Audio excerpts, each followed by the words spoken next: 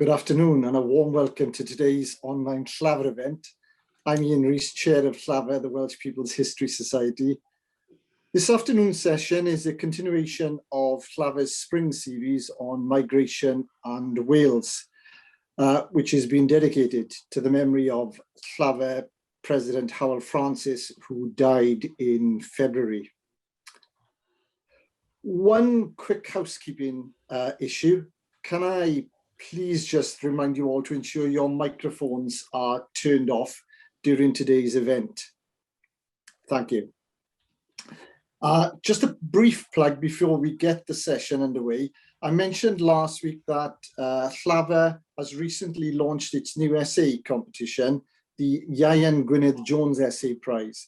Full details of how to enter can be found on the Llafur website, so do check this out. Okay, on to today's session. Following on from last week's event on religion and liberty, our theme for this afternoon is "If there is no struggle, there is no progress, the Atlantic Abolitionist Movement and Wales." From the lecturing tours of Moses Roper and Frederick Douglass in the 1840s to Jessie Donaldson's migration from Swansea in 1854 to help set up a safe house on the Underground Railroad in Ohio, there were significant and enduring connections between the Transatlantic movement to abolish slavery and Welsh communities. In this third event of part 2 of our spring series on global connections and transnational exchange, we're delighted to welcome 3 new guest speakers, Jen Wilson, Richard Blackett, and Daniel Williams, to consider the relationship between the Atlantic Abolitionist Movement and the people of Wales. Here to chair today's event and introduce our guest speakers, it's my pleasure to introduce Darren Macy. I know Darren is well known to many of you as a valued member of the Llafur Executive Committee and co-organizer of many of our recent online events. Darren is an historian at the University of South Wales and is currently acting operational manager of the Rhondda Cynon Taf Heritage.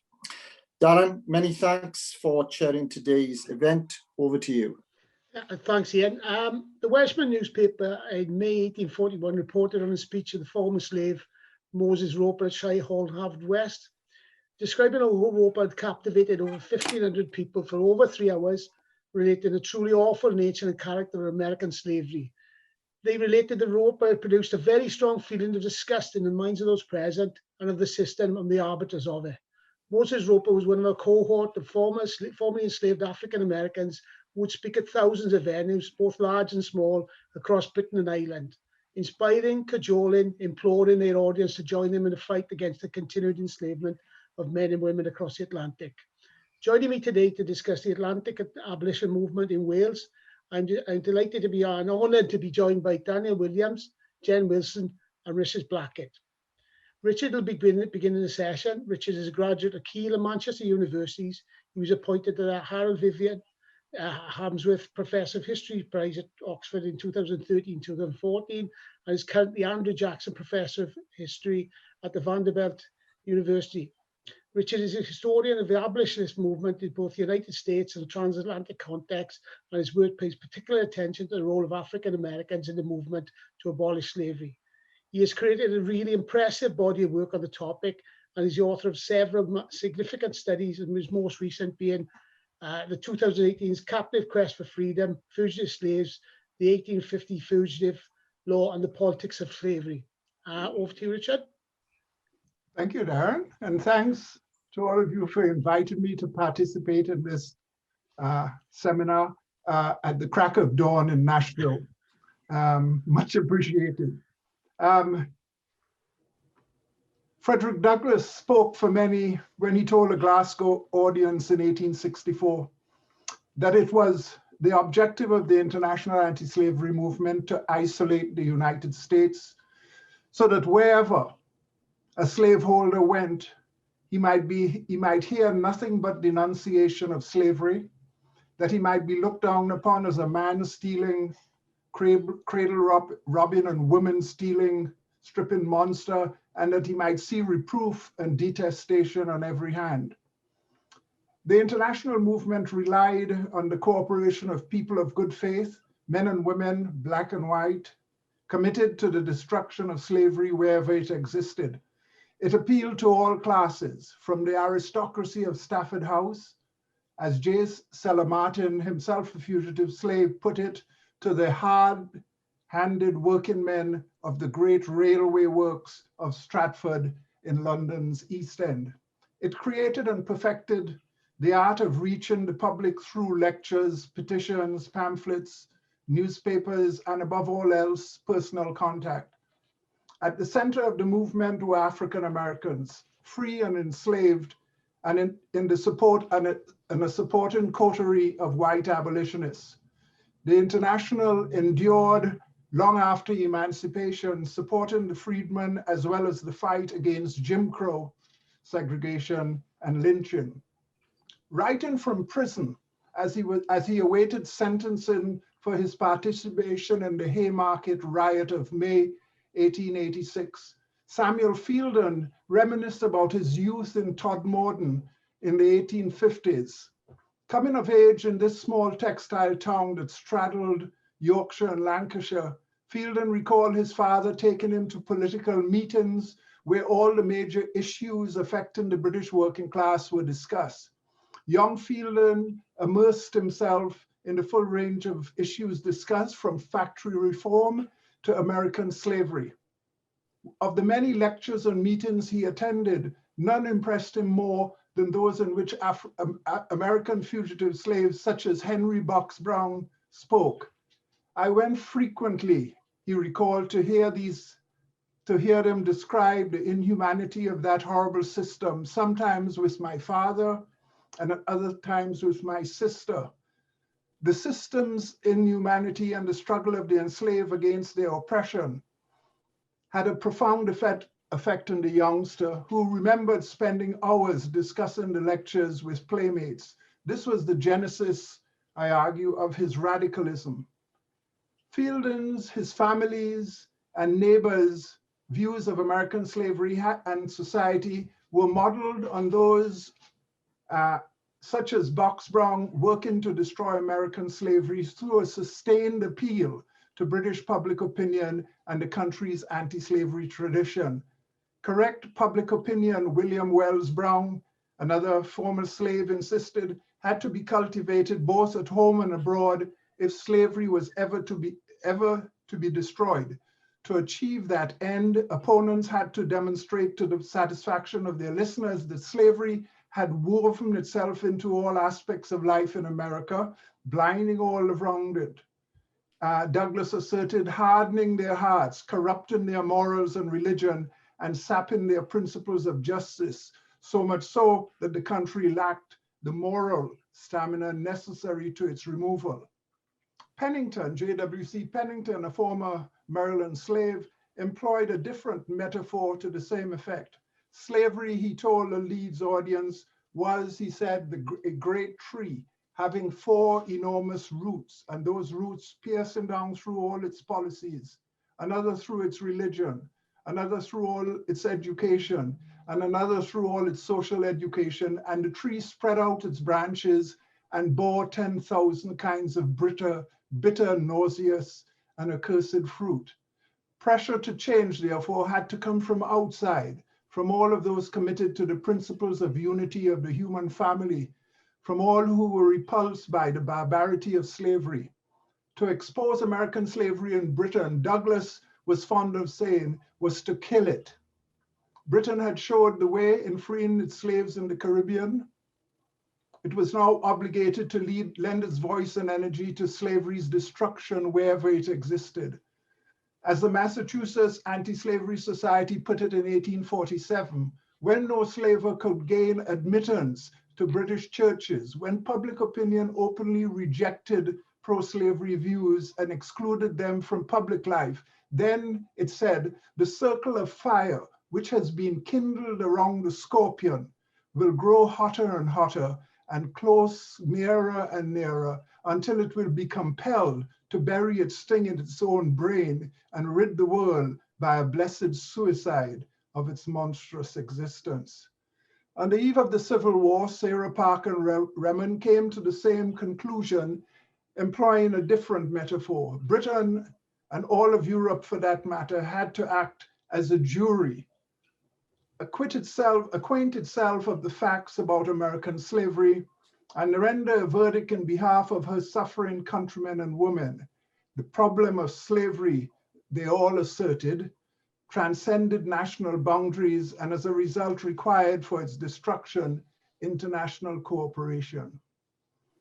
The International Anti-Slavery, or what I call the Anti-Slavery International, was initially forged in the struggle to end the slave trade in the 1770s through the exchange of letters and pamphlets between Quakers who led the movement in Philadelphia and London. The 19th century movement, built around the struggle to end slavery in the United States of America, lent heavily on the traditions of the 18th century antecedents. Guided by the lessons of those earlier contacts, the revived transatlantic movement, beginning in the early 1830s, was built on personal contacts, exchanges of visits, forging of friendships, discussion of ideas, knitting together of networks, gathering of information, agitation of public opinion, and the generation of financial resources to support the movement's agenda. The revival initially coalesced around opposition to the efforts of the American Colonization Society to win support for its efforts to settle free blacks and free slaves in Liberia. The effort to address the financial problems of that society sent the Philadelphia Quaker Elliot Cresson on a tour of Britain in the early 1830s. It is Cresson's visit and his initial success in winning support for the society's efforts in Liberia that set the stage for the emergence of the 19th century transatlantic movement. Soon after his arrival, Cresson held a series of private meetings throughout the country in which he emphasized the anti-slavery thrust of the American Colonization Society and Liberia's potential to impede the slave trade and promote the spread of Christianity in West Africa. William Wilberforce and Thomas Clarkson, the grand old men of British abolition, publicly endorsed the society, as did George Thompson, possibly the leading figure in the public campaign to end West Indian slavery. But Cresson did not have things all his own way. James Cropper, the Liverpool merchant and a major figure in the anti-slavery movement, rejected Cresson's claims, as did Captain Charles Stuart, the eccentric Scot, who had seen slavery firsthand in Jamaica and who had been an active anti-slavery figure during his residence in Canada and the United States in the 1820s. Stuart published a series of anti-colonization pamphlets and dogged Cresson's wherever he went, challenging him to public debates about the society and its work. In 1832, the Wilberforce settlement, a black settlement in Canada, sent the Reverend Nathaniel Paul, a Baptist minister, on a fundraising tour of Britain. Paul promptly joined forces with Stuart. As a representative of the black-led colony, Paul's opposition to the American Colonization Society lent added legitimacy to the campaign against Cresson. If African Americans, the potential beneficiaries of the society's plans, were adamantly opposed to its plans, then men of goodwill should think twice about supporting a scheme to remove the black population from their native land. Paul's involvement in the public debate tipped the balance against Cresson, who was surprised by how quickly he lost support among those who had early endorsed the society's plans. Cresson faced a third critic, William Lloyd Garrison, who arrived after Paul, whose widely distributed screed Thoughts on African Colonization, a record of wide-ranging opposition to the American Colonization Society, especially among African Americans, had appeared in Britain weeks before Cresson. Paul wrote of the widespread public approval of the book's arguments and regretted it had not arrived sooner. Garrison was understandably proud of his contribution to the defeat of Crescent's mission and the attempt by the Colonization Society to gain a foothold among British abolitionists, even if he tended to underestimate the contributions of Paul and Stuart.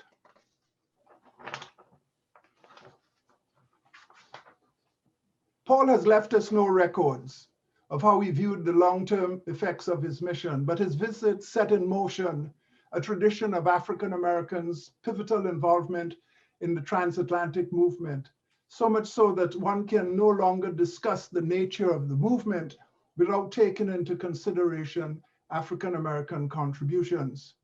Here is how Garrison assessed the value of the campaign against the American Colonization Society. It had awakened interest in the cause and secured support. It had put to rest the efforts of the Colonization Society to distract the attention of British philanthropists. It had enlisted a committed group of advocates. It had fixed the gaze of British editors on American slavery. It had persuaded female anti-slavery societies to give attention and support to the plight of the African slave. Within a year, Stuart and Thompson would pay return visits to Boston. Stuart brought with him $1,000 collected to support a proposed manual labor school for African Americans. Thompson brought with him books and expressions of support for Prudence Crandall, whose efforts to integrate the school for girls had met stiff resistance from opponents of the plan. But there were worrying signs about the movement. William Wells Brown and Frederick Douglass got disquieting glimpses of the retreat of the promises of West Indian emancipation and saw worrying signs of the growth of racism, symbolized most starkly by the publication of Thomas Carlyle's acerbic and disparaging work, An Occasional Discourse on the Negro Question. In 1848, its name was changed the following year. As far as Carlyle was concerned, West Indian emancipation was an unmitigated disaster, one that should not be emulated. American slaveholders took comfort in Carlyle's warning about the economic and social consequences of West Indian emancipation. But if much of the steam had gone out of the British abolitionism in the year after 1840's London Convention, the visit of African Americans continued to provide life and lift to the effort to isolate American slavery. They were not blind to the changes in British attitudes. Even among those who rejected Carlyle's prescriptions, there were many who had grown tired of the continued debate over slavery. After all, went the argument, Britain had done her part by abolishing slavery where she could. Americans should be left to take care of their own problems. African American visitors did what they could to counter what many saw as national exhaustion, if not apathy. William Wells Brown noted the signs. He was in England when Carlyle's work appeared, and rather than depressing him, spurred him on to greater activity. Frederick Douglass tried to mend the cracks in the anti-slavery wall during his second visit in 1859. William Powell, proprietor of a home for Black seamen in New York City, spoke for many. He decided to leave the United States distraught over the passage of the Fugitive Slave Law of 1850. He was looking, he said, for a country where character and not color, capacity and not complexion are the test of merits. The family would not return to America until the early months of the Civil War. African Americans came to raise support for projects at home, others such as the Crafts as exiles, and yet others such as James McEwen Smith and Alexander Crummell as students at British universities. They saw themselves as representative of their people obligated to influence British opinion against American slavery and discrimination. But these were also liberating moments, as Powell could attest. J.W.C. Pennington believed these sojourns increased self-esteem. For the first time in his life, he was received wherever he went. He was welcome into homes and churches, traveled freely, encountering, as he said, no nagging racial restrictions. The efforts employed in some instances and perfected the tools of modern propaganda. They published and circulated thousands of tracts and pamphlets, which, to borrow Betty Friedland's apt observation, were hurled like bombs into the midst of the battle against American slavery. To these were added a new mixture in the abolitionist propaganda machine, the American slave narrative. Scores were published in Britain in the 30 years after 1830, most going through multiple editions and selling thousands of copies. William Wells Brown estimated he sold 14,000 copies of his narrative between 1850 and the publication of an illustrated edition in one year later. His narrative went through 3 British and a single French and a German edition. Pennington sold 6,000 copies and ran through 3 editions between August 49 and July 1850. First published in 1837, Moses Roper sold 22,000 of the English edition and 5,000 of the Welsh. The English edition went through 10 printings by 1856. Narratives were a potent and invaluable element in the effort to generate public support for emancipation. Depicting the horrors of slavery, the narrative was also a testimony to the enslaved determination to best the system by overcoming the many obstacles, what Samuel Ringgold Ward called the furnaces of trial slaveholders devised to thwart escapes. They resonated with audience who flocked to the lectures. A major feature of the abolitionist propaganda arsenal, lectures reached into areas untouched by tract, pamphlets, and even newspapers. They were attended by thousands. They lectured in almost all areas of the British Isles. Wales, with the exception of areas around Wrexham, North Wales, and Cardiff, remained largely untouched. In Southern Ireland, they limited their activities to major cities. In the north, they concentrated their efforts in the east, although Henry Highland Garnett got as far west as Drummond and Clogher and William Allen to Enniskillen. Most of their efforts in Scotland were limited to the areas between Glasgow, Dundee, and Edinburgh, with a few visits to Aberdeen, Montrose, and other places. While he was a student at Cambridge, Alexander Crummell worked the West Country, concentrating much of his energy on Bath and Cheltenham. Pennington spent most of his second visit to Britain lecturing in parts of Scotland. As an agent of the free produce movement in the early 1850s, Garnett had used Newcastle as his headquarters.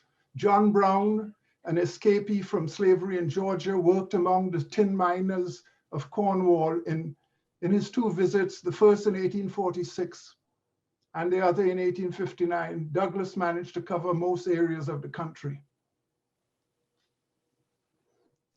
William and Ellen Craft became a fixture on the anti-slavery lecture circuit. Their lectures sometimes took a theatrical turn.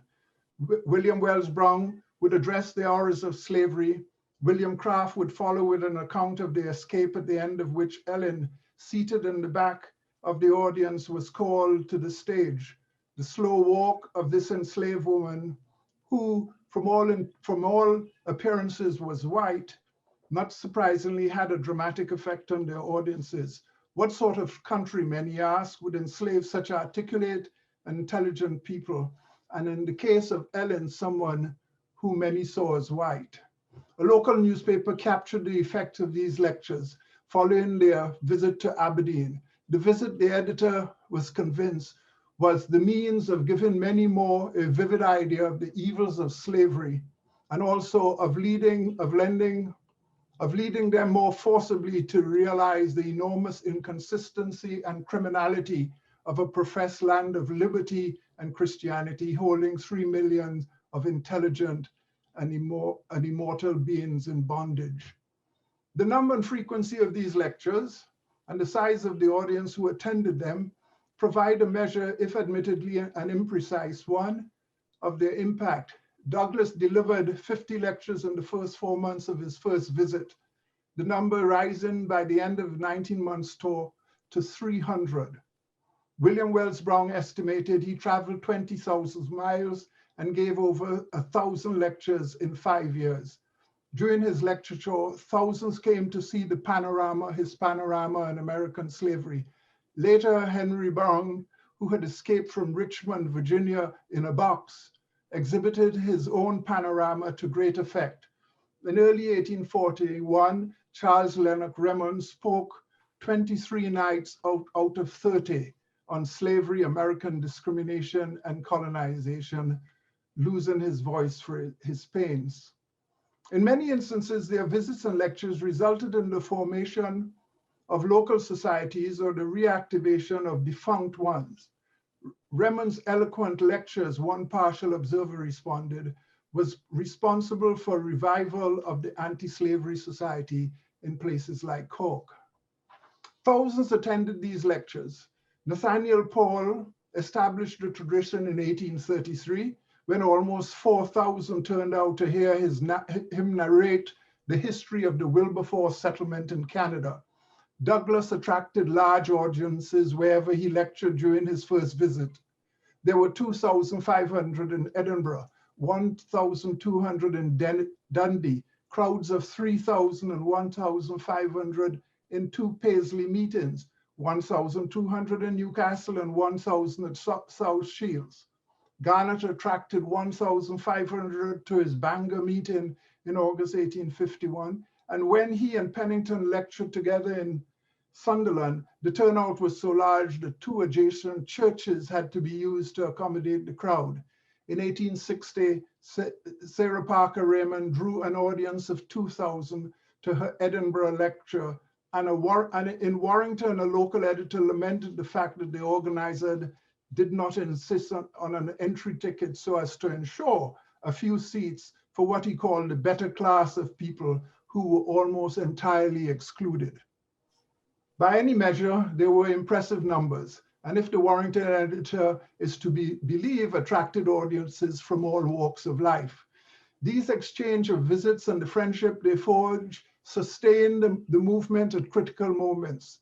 They were, as Caleb Daniel has argued, missions of freedom and were critical to the movement's development and impact.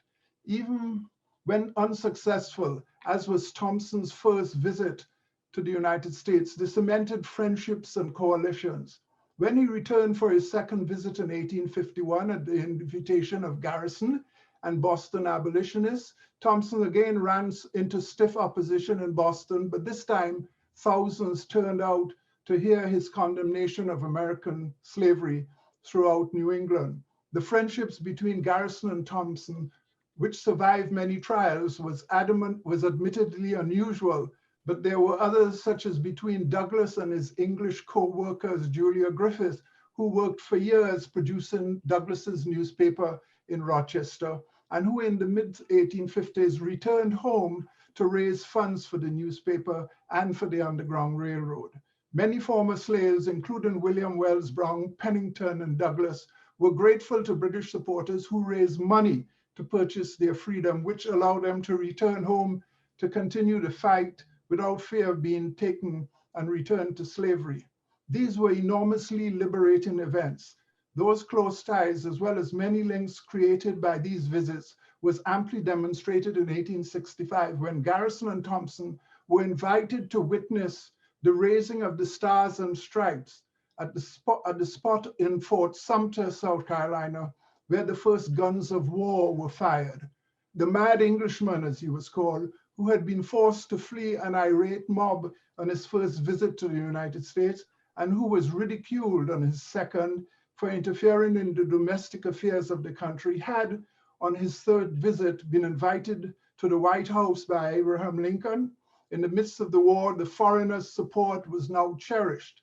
As Thompson made his way to the White House, African Americans, such as J. Seller Martin, were in England pleading for the support of the Union and its war against the Confederacy.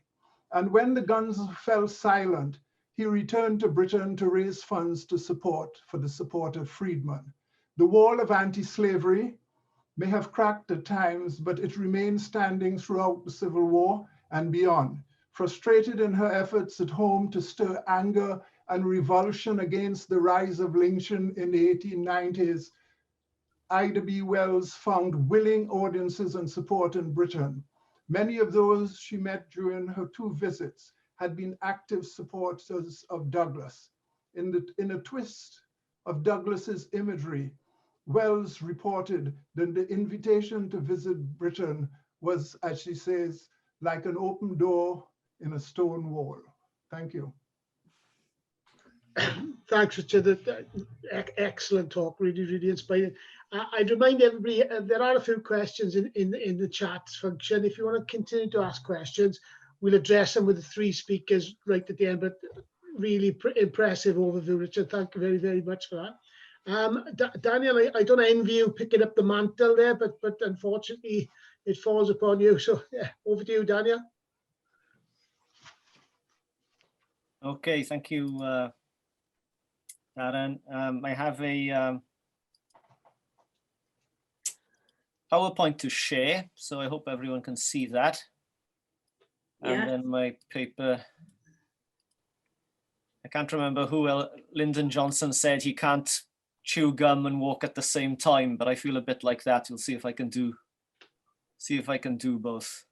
So, well, it's always a pleasure to listen to Richard, well, I'm very pleased to be here with you today, Rhondda and Braf bod gyda chi, and to appear on a panel with Jen and Richard Blackett, especially so a series dedicated to my dear colleague at Swansea, who we miss very much, Hywel Francis. I'm going to begin by just showing a series of books, if I can, all slave narratives, and all in Welsh. I'm just moving things around on my screen slightly so I can read and show the slides at the same time. So the first is the narrative of the Lord's wonderful dealings with John Morant, a Welsh translation published in 1817 as Adroddiad am Amdriniaethau Rhyfeddol yr Arglwydd a Ioan Morant, dyn di a aned yn New York yng Ngogledd Americ, yr hwnnaeth I bregethu'r Efengil yn Nova Scotia yn flwyddyn 1785, argraffwyd gan Richard Lloyd, Caerdydd, Cardiff, 1818. So it's an 1818 Welsh translation of Morant's narrative. Secondly, this is PowerPoint doing strange things with my slides. I quite like these new designs, but I can't control them. But you can see the book, I hope. So this is Ukoso Graniso, a narrative of the most remarkable particulars in the life of James Albert. Ukoso Graniso, an African prince, as related by himself, appeared in English in 1772 and appears here in Welsh. As be'r hanes o'r pethau mwyaf hynod yn mywyd James Albert yw Ukoso Graniso tywysog o Africa, fel yr adroddwyd ganddo ef ei hun, argraffwyd dros y parch Mr. William Williams gan E. Evans Aberhonddu Brecon, 1779. The translator in this instance is William Williams Pantycelyn, that will be familiar to some people here, I hope. The greatest of all our hymn writers, second only perhaps to Anne Griffiths, whose Bread of Heaven can still occasionally be heard ringing around the National Stadium at rugby internationals even today. Thirdly, the narrative of the escape of Moses Roper from American slavery appears as Hanes Bywyd a Ffoedigaeth Moses Roper Gweithiwyd Americanaidd. This is the Llanelli 1841 version. There's an identical edition published in Aberystwyth in 1842, and I've actually found some others over the years as well. They just sort of keep turning up. Fourthly, Uncle Tom's story of his life and autobiography by the Reverend Josiah Henson. Henson's autobiography appeared several times from the 1850s through to the 1870s, and by the 1870s, after the Civil War, he was sort of advertising himself as the real Uncle Tom, the original Uncle Tom, and this is a sort of post-Civil War translation. Hanes Bywyd, Uncle Tom o 1789 hyd 1977 ganddo ef ei hun, sef biwgraffiad y parch Josiah Henson. And then finally, a kind of an addition, not a black author in this respect, but there's the translations of Uncle Tom's Cabin, at least 4 distinct translations actually from the 1850s alone. So the point I want to make at the beginning is we're dealing here with a remarkable body of texts. I think perhaps a distinct body of texts. I haven't found a kind of minority language with this kind of richness of engagement with the literature of anti-slavery and abolitionism, or the slavery of the literature of the Black Atlantic. My paper today is a kind of trying to say something about their significance to contemporary debates in Welsh history and culture. So I'm obviously leaving a lot of things out. I discuss a lot of this in my book, Black Skin, Blue Books, that came out in 2012. So a lot of the historical stuff, but I thought I'd try and relate it to some of the debates going on in Welsh culture and history today. This Llafur event, of course, is taking place at the cusp of a Welsh Senedd election in May. And as time is short, I'm going to make something of a sweeping claim that these texts actually mark the beginning of a distinctive Welsh public sphere, the beginnings of a distinctive Welsh politics. The idea of Welsh politics is born within the crucible of the Black Atlantic and the anti-slavery movement. To use the metaphoric language of Richard Blackett's work, there was a Welsh brick in the anti-slavery wall, but given the relatively small numbers involved, it was not of any great consequence for the struggle for abolition. It was part of it. But that brick was also the foundation stone for a modern Welsh politics. Some of you will be familiar with Michael Hechter's book, Internal Colonialism, about the distinctiveness of the Welsh in the 19th century, perhaps more than anything else. Whereas language and religious differences are generally emphasized, Hechter also sees what he describes as the peripheral sectionalism of the Welsh as being manifested in the distinctiveness of the international campaigns that the Welsh supported, in contradistinction often to England in Hechter's rather, I suppose, simplistic formulation of it, but certainly of the leaders of English opinion. And indeed, at times, in contradistinction to the other nations of the British Isles as well.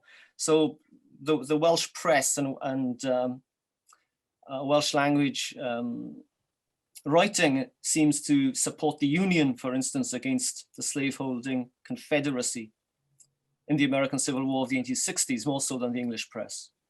It supports the Bulgarians against the Turks in the 1870s, supports the Boers in the 1880s and the 1890s. Simon Brooks has argued recently that this repeated gesture towards wider alliances was and is the problem with Welsh nationalism.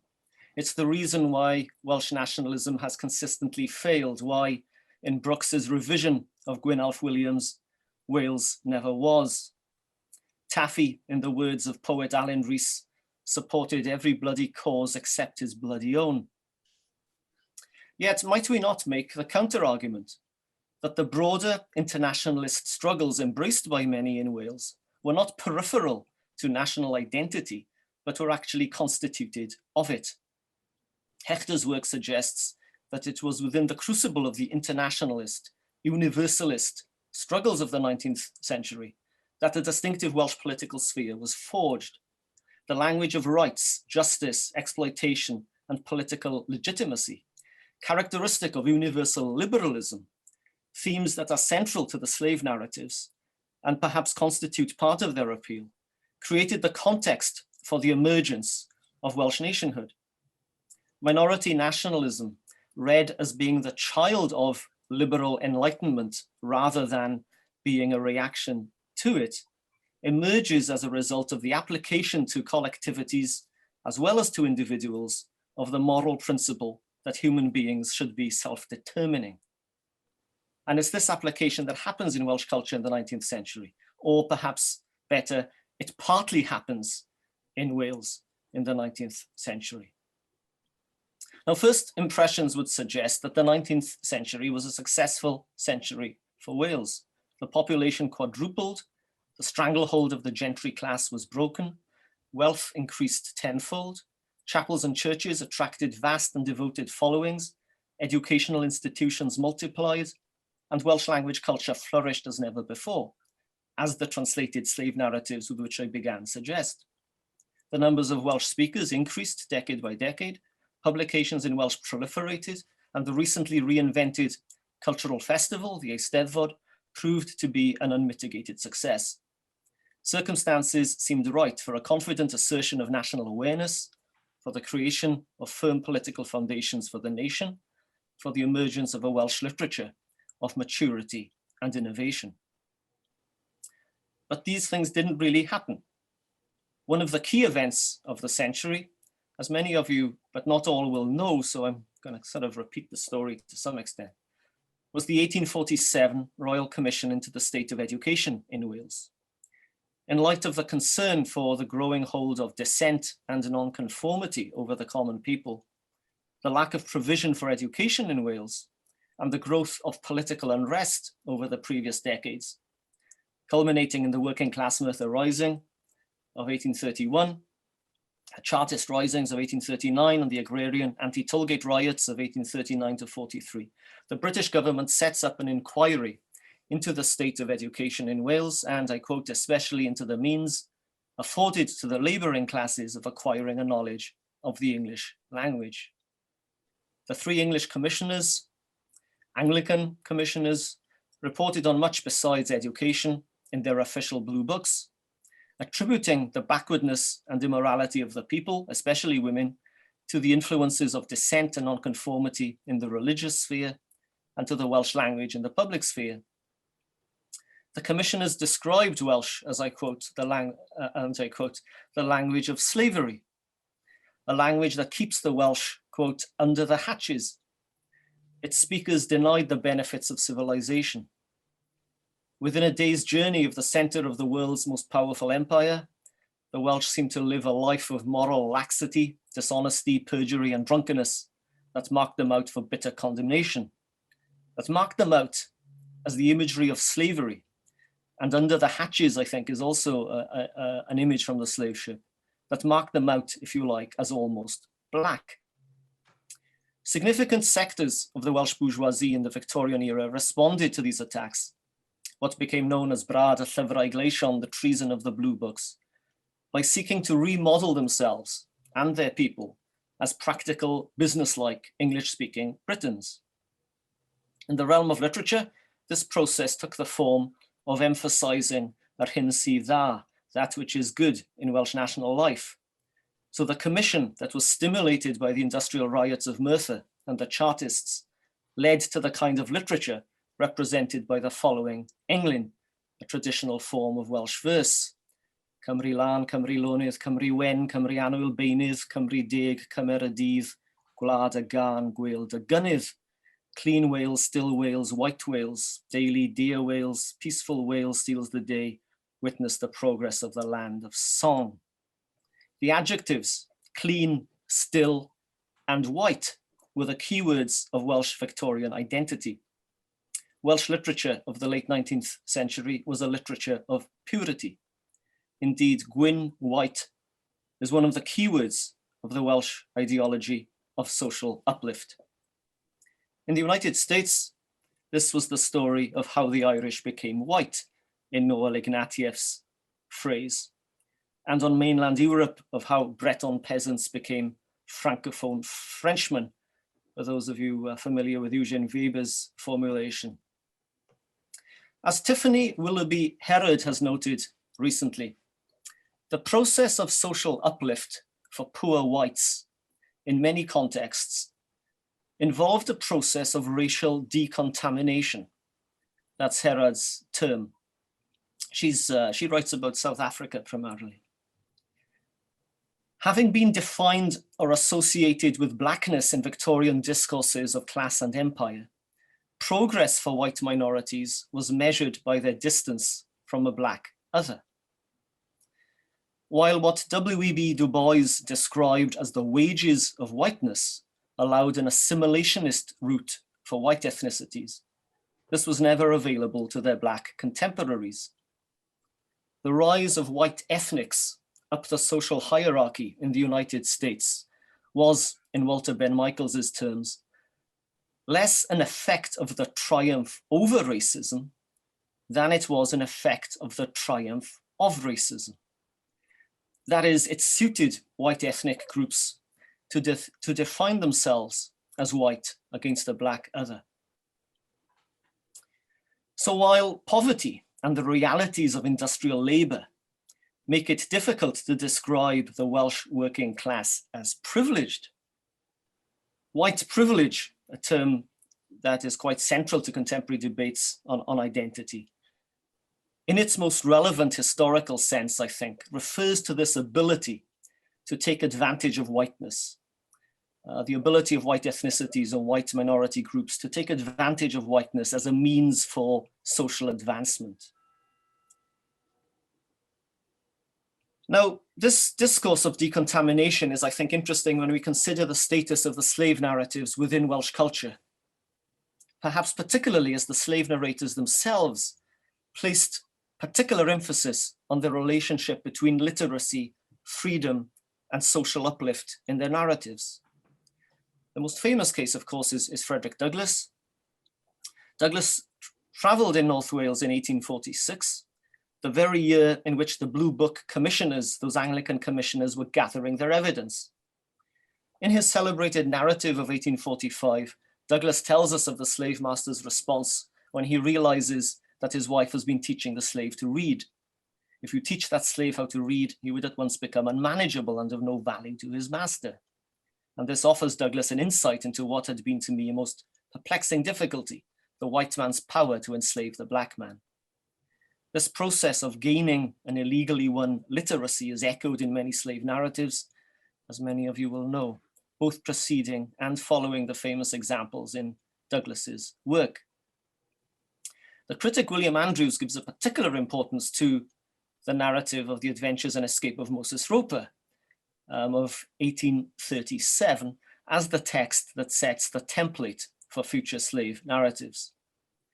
Roper makes an explicit connection between liberation and literacy when describing the acquirement of a forged pass, a document that he hopes will enable him to escape from North Carolina. I thought the quote was there, it's not, I'll have to read this. Having heard several freed colored men read their free passes, I thought I could tell the lad what to write. The lad sat down and wrote what I told him, nearly filling a large sheet of paper for the passport and another sheet with recommendations. So this is a scene where Roper is given a sort of false passport for escape. Helen Thomas suggests that the scene indicates that the written word functioned metaphorically as the slave's passport to freedom, and that the slave's literary entrance into the dominant order was dependent upon his or her appropriation of the established linguistic order. Now, this kind of argument is common in literary accounts of the slave narratives, the link between literacy and freedom. But if we read beyond the passage quoted by Thomas, Roper's scene carries a slightly different meaning.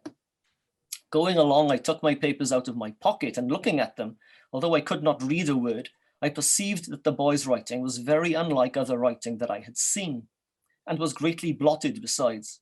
Consequently, I was afraid that these documents would not answer my purpose, and began to consider what other plans I could pursue to obtain another pass. So arguably, rather than illustrating the connection between liberty and literacy, Roper is in fact revealing the dangers of limited or incomplete literacy, and is drawing attention to the arbitrary nature of writing, the uneasy relationship between the spoken, what I told him, and the written, the boy's writing. The boy is clearly more literate than the slave in the scene, but the slave is shrewd enough to know that the boy's writing was very unlike other writing that I had seen. Roper toured Britain, as we've heard, in the 1830s, promoting the sale of his narrative, and reported that he had addressed meetings in upwards of 2,000 towns and villages, including many remote places where many did not know there was such a curse as slavery in America. Published in London in 1837, Roper's narrative crossed the Atlantic a year later and crossed the language barrier into Welsh in 1841. In the introduction to the 1841 Welsh translation of the narrative, Roper notes that yr wyf yn wybodus fod yr hanes ganlynol yn fwy cyffrous nag y feddyliodd y Cymro gael, gan fod y rhan fwyaf yn hollol anwybodus o gaethiwed in America, gwlad rhyddid. I'm aware that the following narrative is more eventful than the Welshman might expect, as the majority are wholly ignorant of slavery in America, the land of the free. The widely observed didactic impulse informing the writing of slave narratives is here explicit, as Roper seeks to rectify Welsh ignorance of the slave trade. By 1844, Roper was claiming that 25,000 English language copies and 5,000 Welsh language copies of his narratives had been purchased. Now, the status of the slave narratives within Welsh culture at this time, I think, is somewhat ambiguous.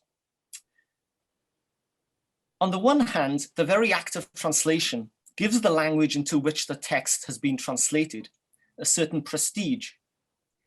And indeed, a fair amount of translation into Welsh took place in the 19th century.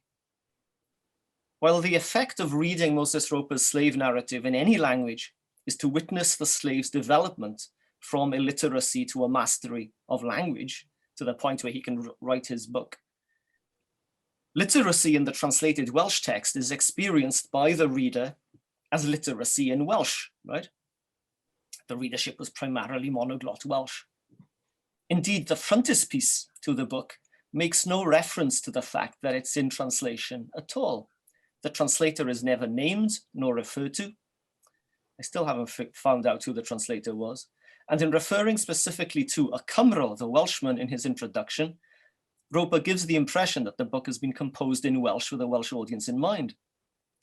Welsh is therefore the language of literacy in the translated text, if not in the reality that the text is depicting. So just as the English language slave narratives were designed to appeal to a white literate audience, the Welsh narrative assumes a Welsh reader who, when reading the narrative in translation, shares the privileged position of the white English-speaking reader. Welshness, if you like, through the act of translation, is elevated into whiteness. On the other hand, these slave narratives are in a minority language, or a language that's becoming minoritized. So the slave narrator's struggle to gain literacy in English may be seen by a Welsh reader to mirror his or her own attempts to gain literacy in English. If the translated text placed the Welsh speaker in the privileged position of the reader on whom the slave is pleading for sympathy, is it not also possible that Welsh readers of the narrative may have empathized with aspects of the slave's experience, especially his depictions of the debilitating effects of a limited literacy in the increasingly dominant English language? You see what I'm saying, I hope. There's a kind of double vision at work here. Now, the danger of this kind of analysis, I'm fully aware of this, is that I may seem to be saying that maybe the condition of the Welsh in Britain finds its equivalent in the experience of the African American in the United States. I'm not saying that. I mean, such a reading would not only be misleading, but profoundly insulting to the suffering of African America. But I do think that it's legitimate to make connections, that the Welsh and African American experiences are connected in their emphasis on ethnic representation in the 19th century.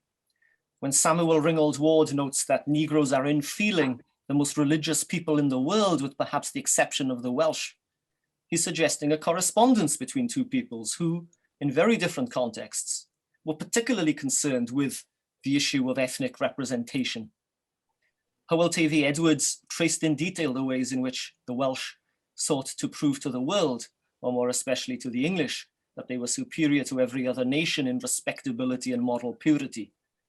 And African Americans placed a particular emphasis on the ways in which they represented themselves, hoping that their very presence in art and letters would be seen to embody the best of what the slaves, after emancipation, could become.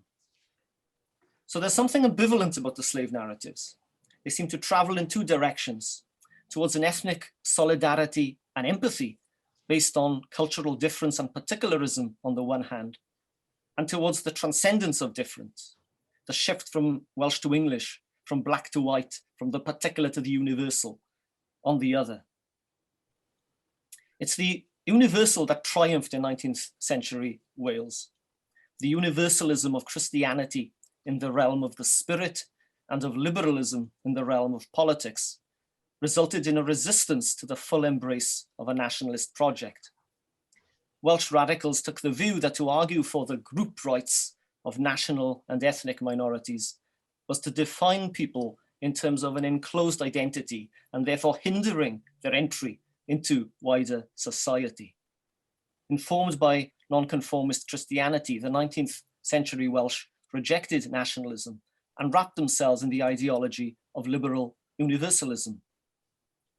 In order for the individual to access all areas, participate in the common good and benefit from it, one had to be inclusive and embrace the English-speaking civic spaces of the British state. Opposition to minority nationalism then was made in the name of helping the minority out of its peripherality. The Welsh had the option of territorial sovereignty, unlike African Americans. But unlike the Finns, the Slovenes, the nations of the Baltic states, it was an option that was never taken in Wales. And this embrace of the universal in the literature also involves an embrace of an increasing discourse of whiteness within the context of the expanding British Empire. But to read the Welsh language slave narratives today is to realize that there's, I think, a counter-narrative inscribed in these texts. If whiteness and decontamination reflected the racial logic of Victorian assimilationism, from primitive to civilized, from Welsh to English.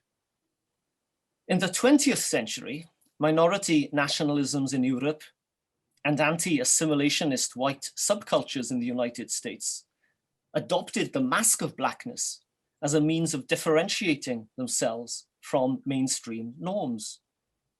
As forms of separatist nationalisms developed on the peripheries of the French and British states, and as various American subcultures would question the ideology of uplift undergirding American assimilationism, white minorities would begin to reappropriate the blackness that they'd been so desperate to reject a generation earlier.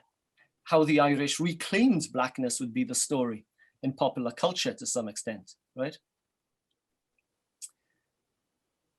When we speak of white privilege then, coming to my final point, when we speak of white privilege then, a distinction needs to be made, I think, between the assimilationist fear of blackness, characteristic of white minority discourses of uplift into British or American norms, and the minority nationalists' embrace of blackness and desire to make broader comparisons with other anti-colonial movements as a strategy to counter and resist assimilationism. The assimilationists' wish to decontaminate and the minority nationalists' desire to associate are both problematic, however, but they're problematic for different reasons. The former is based on a racial hierarchy, clearly, of inferiority and superiority, a racist fear of contamination.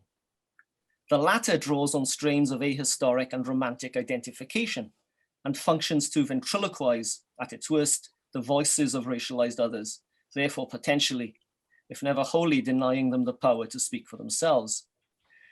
Nowhere is this danger more apparent than in the use of colonialism to describe the Welsh experience, especially as Wales is today a first world nation whose industrial history is intimately tied, as we've heard during this series, to the economy and practice of the slave trade and empire.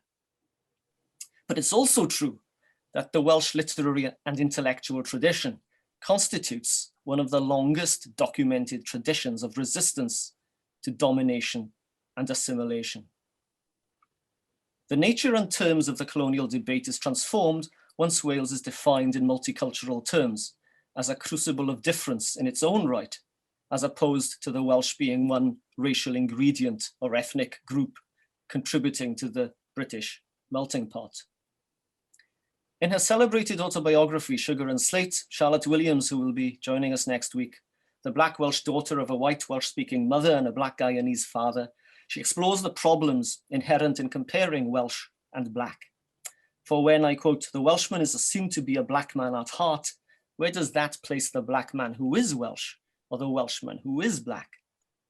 So are we really all comrades under the skin," she asks. It's a curious thought.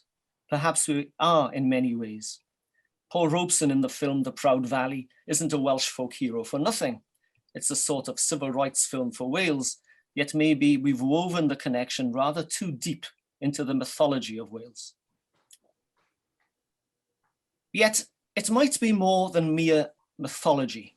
To think of modern Welshness as a product of the abolitionist struggle is, perhaps counterintuitively, to foreground the international and multicultural basis of our national distinctiveness.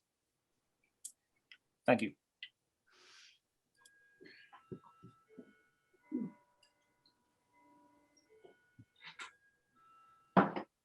You're muted, Darren. I'll apologise twice for my Gerald Ford impression. Once for still being muted, and the second time for not giving you a full introduction, Daniel. I do apologise profusely. I think I was impressed so much by Richard. So I'll do that retrospectively.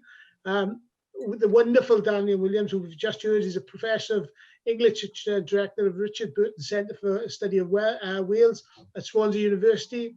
He's also co-director of CREW, Centre for Research in English Language and Literature in Wales.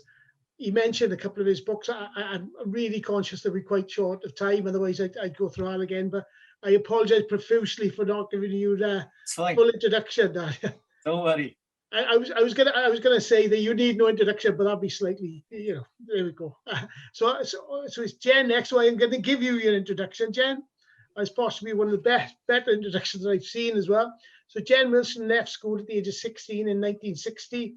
I'd locked the piano, describing her as a moral threat to the lowered decorum of the whole school. I'm very impressed with that, Jen. She then formed Jenny and the Giants and performed at the local jazz club Trad on Wednesdays, Bebop on Fridays. Jen earned an MSc Econ in Women's Studies in 1996. Has also become tutor of Performing Arts at the Department of Adult Continuing Education Dance at Swansea University between 1992 and 96. She turned her attention to voluntary and community sector, developing and delivering arts projects. Jazz Heritage Wales has been based at University of Wales Trinity St David since 2009. Wilson made a professor of practice at USTW in 2016. Her book, Freedom Music, Wales Emancipation and Jazz, 1850 to 1950, was published by the University of Wales Press in 1999. I zipped through as quickly as possible because we're short of time and nobody wants to listen to me. So over to you, Jen. Right, thank you very much for asking me. Can everybody see the screen? Can you see my my screen share? Yeah, all good, Jen. All good. You got the title up? Yeah. Yeah, see you, Jen. Oh, wonderful. I am astonished. I'm absolutely astonished. Right, thank you very much. And you can see the title there, A Noblest Strife. And, oh, it's not, oh, there we are. This is William Lloyd Garrison, who we've heard about today as well. The title, A Noblest Strife, is taken from the abolitionist campaign song penned by William Lloyd Garrison to the tune of Auld Lang Syne. An abolitionist used the power of song not only to stir up enthusiasm for the cause, but to get their points across. I'm not going to sing it, but you can get the flavour. I am an abolitionist, then urge me not to pause, for joyfully do I exist in freedom's social cause. A nobler strife the world ne'er saw, the enslaved to disenthrall. I am a soldier for the war, whatever may befall. And Welsh women have a tradition of subverting the cultural stereotype of the Welsh man, which safely categorise the women within her boundaries of home, chapel and community. And this is Jessie Donaldson's obituary. And this talk concerns the exploits of two such women, Anna Margaretta Donaldson and her niece, Jessie Donaldson, who were catapulted into international politics on a grand scale. That Swansea was the foremost importer of copper ore in the country was also of great significance. Swansea exported chains and manacles to Africa. Jessie's father, Samuel Heineken, had practiced as a lawyer in London and Bristol and was therefore familiar with the triangular trade operating out of Bristol. Samuel married Jeanette and settled in Deliver Place around the corner from Mount Pleasant Chapel. And the Heineken family was staunch Unitarians and abolitionists, joining with the Quaker movement at anti-slavery society meetings held at the Unitarian Church in High Street. The local press reported a noisy anti-slavery society meeting held in 1823 at Swansea Town Hall, and the main items on the agenda being the West Indies question, the sugar plantations, and the involvement of the Welsh slave-owning Carnarvon family, the Pennants of Penrhyn Castle.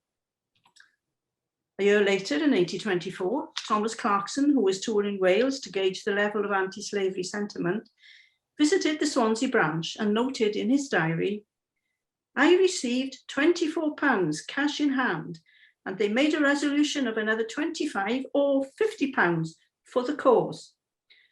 Swansea was the only society in Wales to have cash ready for Mr. Clarkson's arrival, suggesting that Swansea was the most committed and well organised of the societies in Wales. Anna Margaretta had married Francis Donaldson, settling on their prosperous farm, Pen Mine in Rhyadr, Monmouth, and raising 7 children. Anna and her family emigrated in 1822 to Cincinnati, Ohio, and the records state, so that they might enjoy the civil and religious liberty and opportunity for independent thought and action that this, a Republican government, afforded them. Anna and Francis, together with their sons, set up and ran a very successful hardware and saddlery business in Cincinnati, one of the main businesses on the Ohio River. They built a house, which they named Frandon, after the man of the house, Francis Donaldson. This was the first of the Welsh safe houses for fugitive slaves on the riverbank. Generations later, Frandon became the St. Charles Hotel, frequented by riverboat captains on their journeys between Cincinnati and New Orleans. During the 1830s, the Donaldson name began to crop up in petitions and letters to the Cincinnati newspapers, and also on anti-slavery documents.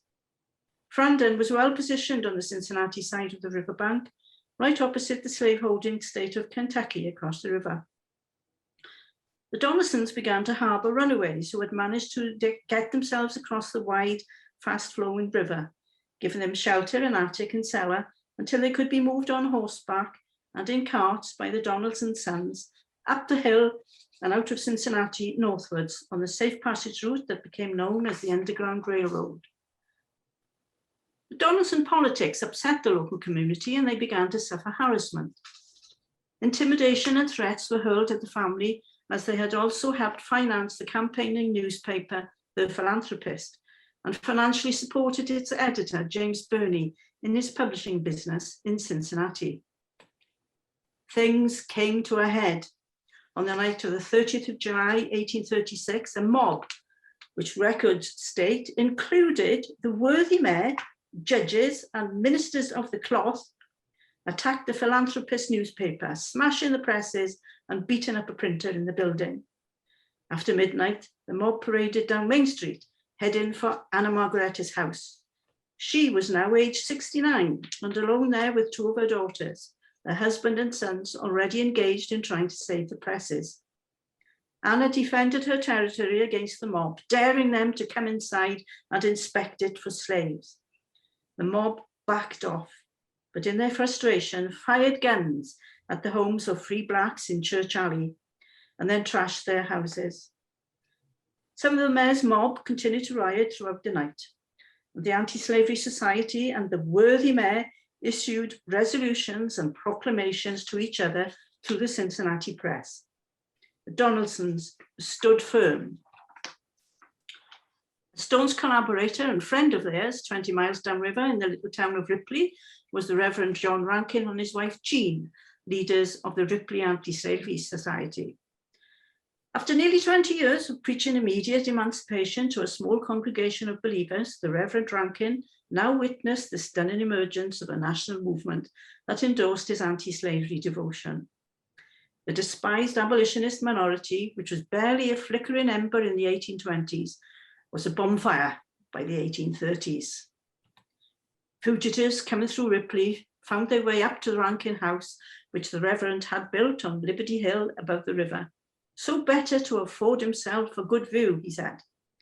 He built steps from his garden down to the riverbank. And from there, one or more of the Rankin sons would take the runaways in a wagon or on horseback to other families along the river.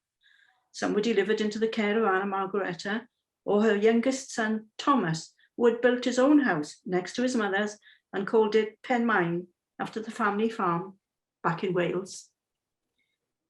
Helping and hiding runaways was an inexact science based on the instincts and knowledge of the locals and specific circumstances of the night and the river.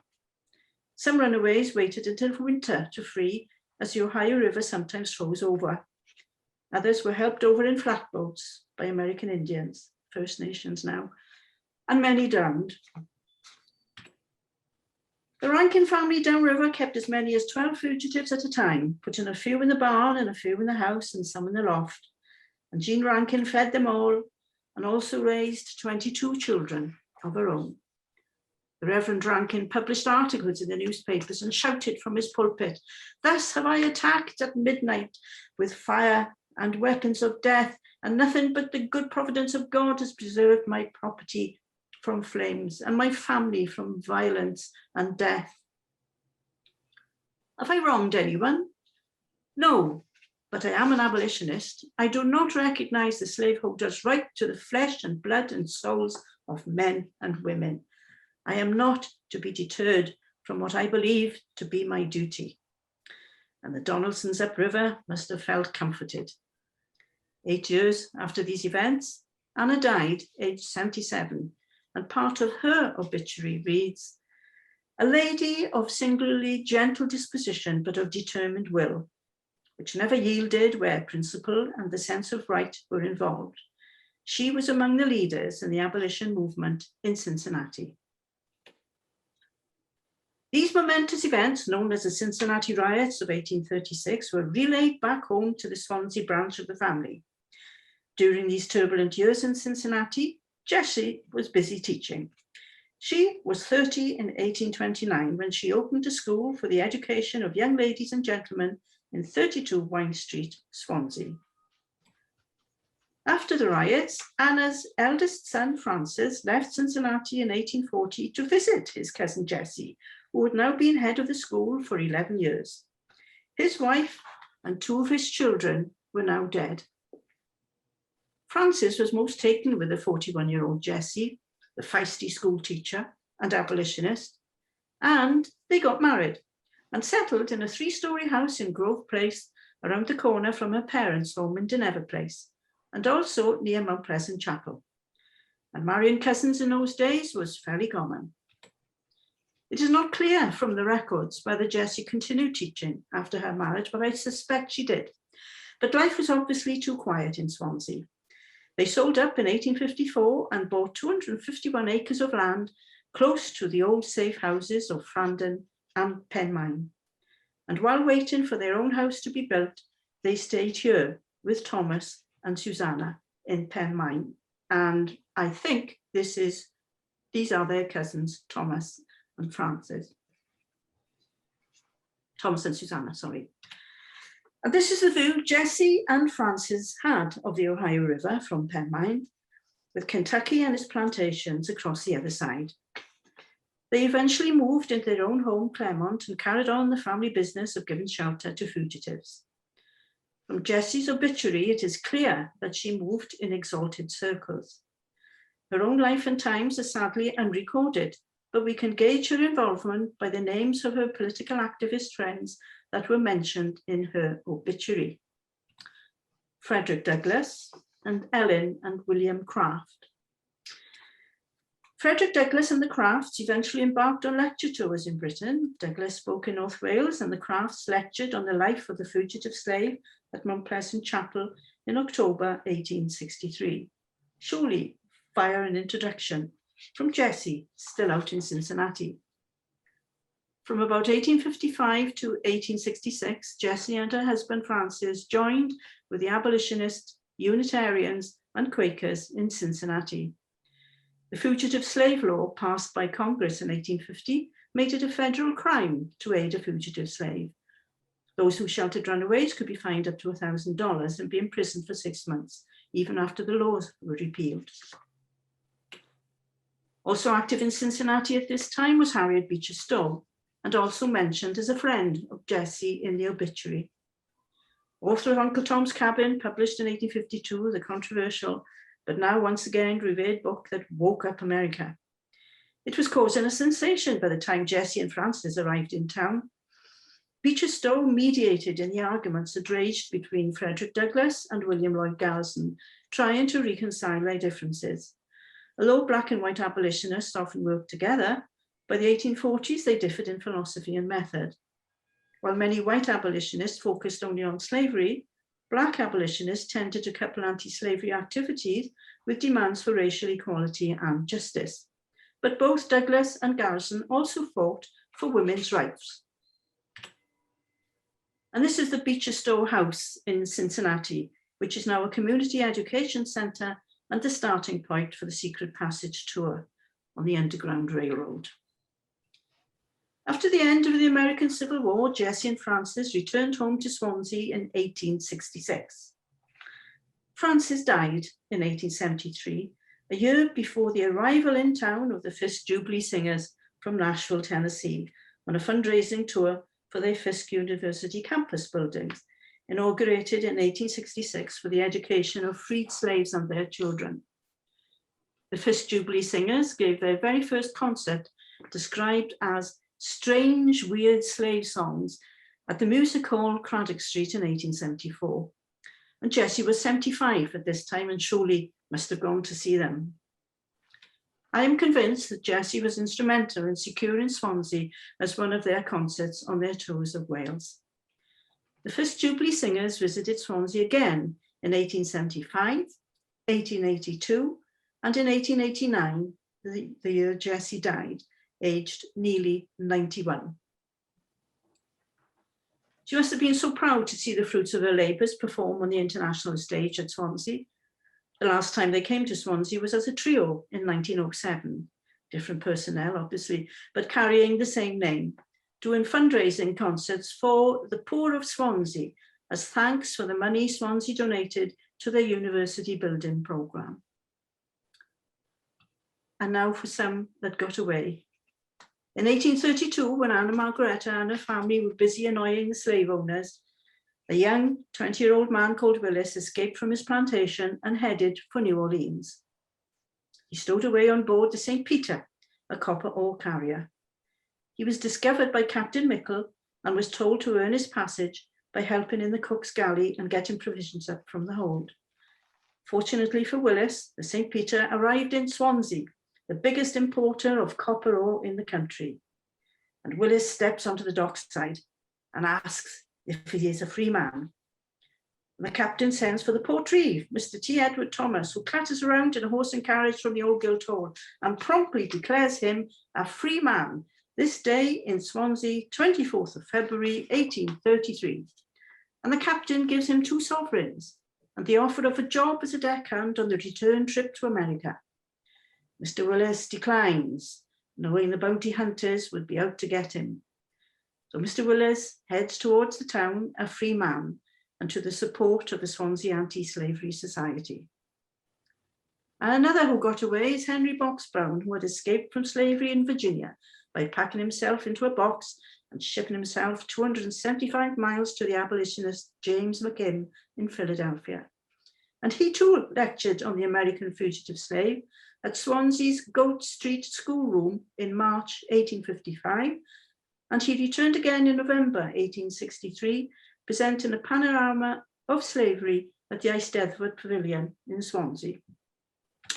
So we can see that there's a straight line running from Anna Margaretta Donaldson in the 1820s and Jessie Donaldson from the 1850s running right through their abolitionist campaigns in Cincinnati and Swansea. So it is fitting that a blue plaque to Jessie Donaldson has just been erected near her home in Swansea in Dynevor Place, where the University of Wales Trinity St David's building, the Dynevor Arts, Design and Media, now stands. Thank you very much for asking me.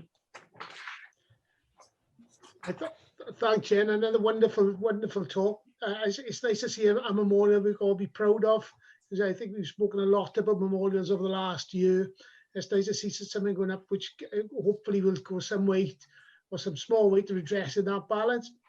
I'm really conscious of time, so we'll try and get as many questions as we possibly can. Our wonderful speakers were superbly articulate, but we've stretched our time out a little bit. So the first question is from Jean Sylvan Evans. It's kind of to the three of us really, but it touches on slightly what Richard said at the outset. Why was Cardiff untouched? And a later question asked the same about Wrexham. Why were those areas, or why do you think those areas were untouched by the tours of the formerly enslaved, Richard? It's hard to tell. People went where they had the connection. So it's very difficult to tease out who exactly the local people were and why certain areas were visited and others were not. I mean, when Samuel Ringgold Ward, for instance, visited Wales in the early 1850s, he spent his time lecturing, but also climbing Mount Snowdon. I mean, so he was both tourist and an anti-slavery lecturer. And if you knew Ward's size, he carried a lot of weight. So for him to climb Mount Snowdon was some achievement. But by and large, it's where they had the connections that people went. There's also, and others would be able to expound on this more fully, places where non-conformist religions were strong were places where people tended to go in Wales. So that would be my answer. Well, that kind of leads us into Daniel, really. You know, something you touched on and you were talking, would you can you expand on that a little bit? Well, in terms of the question, I'm not sure I do quite accept the premise in that 1846, there's a big abolitionist meeting in Wrexham that Frederick Douglass attends. It's the only example I think of Douglass in Wales in that first famous period in Britain where he's escaped slavery, and he's on stage with Garrison. I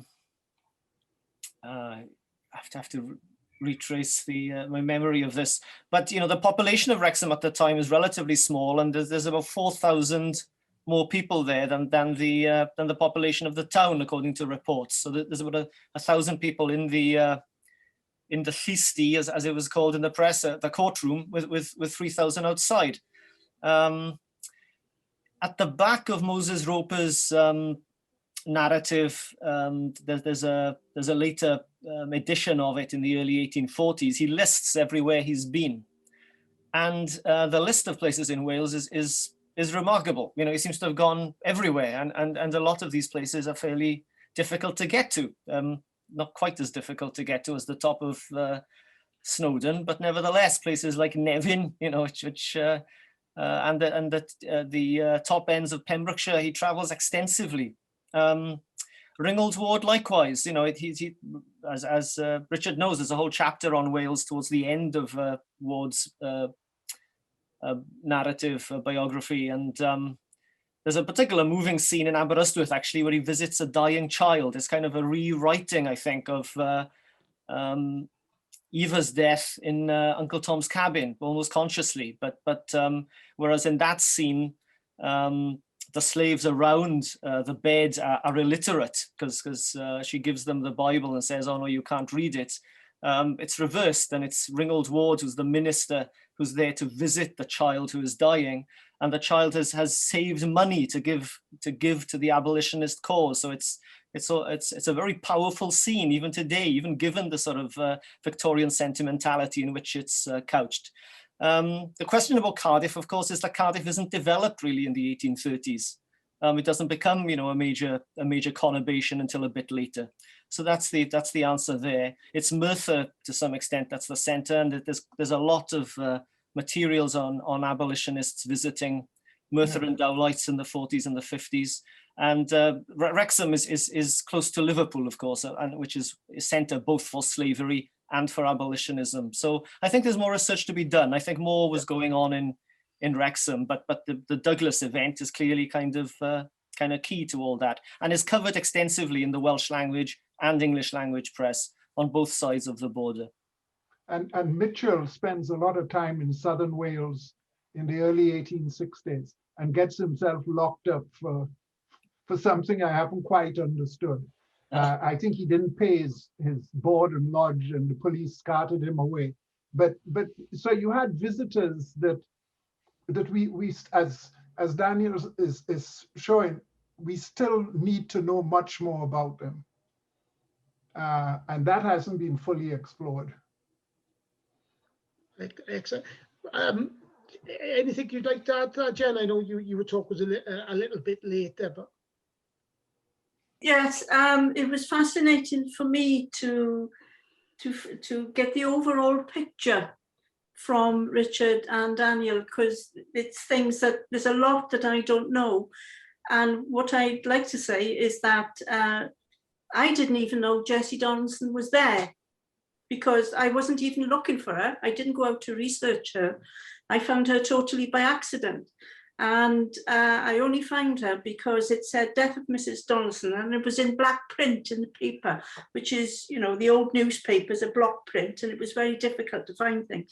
So my story is sort of quite introverted, really, because when I was looking at the story, I didn't know the bigger picture. So for me to sit today and hear that big picture from Richard and Daniel was fantastic, because now I can put Jessie and Nana Margaretta into some sort of context, which has been difficult for me to do previously, So I found today quite a big learning experience, actually.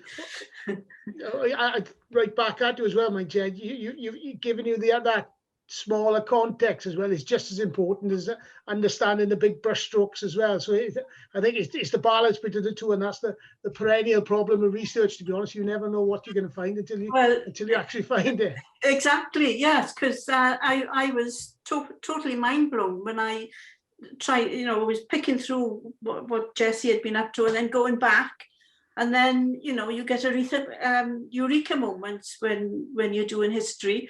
And one of our sons emigrated to America and ends up in Cincinnati. And I said, go to the museums, go to the libraries, because I didn't know anything about Cincinnati at all. And he comes back and he says, they've got all these plantation records. And so next time, we went out to visit him, and I spent 2 weeks in the library, and I never saw my son at all, because I started to find the American side of Jessie's story. All I knew in Swansea was that she'd gone over there. I didn't know what happened to her. So it's fantastic, the power of libraries, in fact. Fantastic.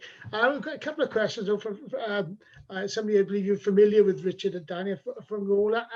So what tensions emerged as part of the shifts from British abolitionist identity in West Indian emancipation to the end of apprenticeships and towards the emphasis on American slavery, and how did African Americans navigate this?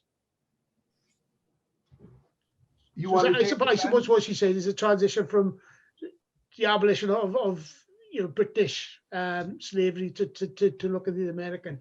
But that it sets up the template for the struggle against slavery that I think is absolutely critical, and particularly for Black Americans who are struggling who are involved in the struggle. The symbol that Britain represents in the eyes of Americans becomes very critical in that fight, because one of the first counter arguments to their involvement in this movement is that they're simply acting as as an internal enemy to destroy American society.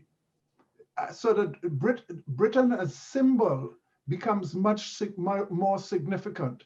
And when folks, particularly Black Americans who go to Britain in the antebellum period, and can travel on trains and can go to churches and do what they want, they then return home with that knowledge as a weapon, as a hammer to beat white America with. That look, I went to monarchical Britain and got accepted, and how does Republican America deal with this problem? So it becomes an important symbol in the struggle, and it tells us something about the nature of oppressed people and their struggles and their need to find international support for their struggles at home.